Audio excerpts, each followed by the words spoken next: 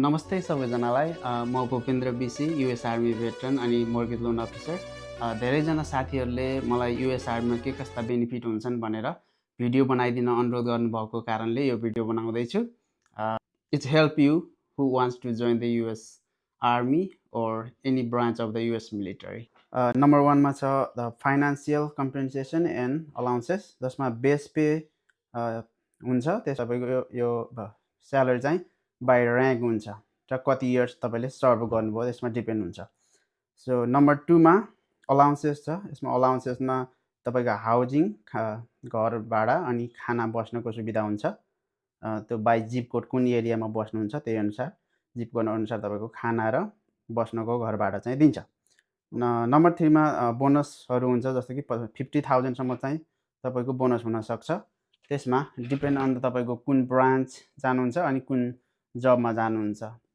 Number 2 health care. Health केयरमा चाहिँ active ड्युटीमा हुनुहुन्छ भने फ्री मेडिकेट अनि डेन्टल हुन्छ, विच चाहिँ तपाईँको ट्राई केयरले चाहिँ कभर गर्छ। र यदि भेटरन तपाईँ सर्भ गरेर निस्किसक्नु भएको छ भने, भेटरन हो भने पनि त्यसमा लो कस्ट ओर फ्री मेडिकल केयर चाहिँ हुन्छ। नम्बर 3 मा रहेको छ एजुकेसन, तपाईँको पढ्नको लागि। त्यसमा तपाईँको जिआई बिलमा पनि द पोस्ट 9/11 जिआई बिलले चाहिँ तपाईँको 100% कभर गर्छ। अनि त्यसमा चाहिँ तपाईँ जब स्कुल जानुहुन्छ, कलेज जानुहुन्छ, त्यसमा चाहिँ प्रोभाइड हाउजिङ अलाउन्स, तपाईँको घर भाडा पनि पाउनुहुन्छ अनि पढाइ खर्च पनि तपाईँको 100% चाहिँ त्यसमा कभर हुन्छ। अनि बुक पनि त्यसले कभर गर्छ। Number 4 housing, this is the best one. हाउजिङमा तपाईँको भिए लोनमा चाहिँ तपाईँको 0 डाउन पेमेन्ट।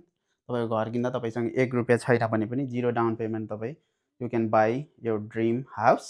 अनि नो पिएमआई, जस्तो कि अरू कन्भेन्सनल लोनहरूमा, अरू लोनहरूमा तपाईँको प्राइभेट मोर्गेज इन्सुरेन्स हुन्छ भने यसमा भिए लोनमा चाहिँ no PMI. Number 5 retirement and transition. रिटायरमेन्टमा तपाईँको पेन्सनको लागि तपाईँले अवश्य 20 इयर्स सर्भ गर्नु पऱ्यो, त्यसपछि तपाईँ पेन्सन पाउनुहुन्छ। अथवा तपाईँले सर्भ गर्दै केही कारणले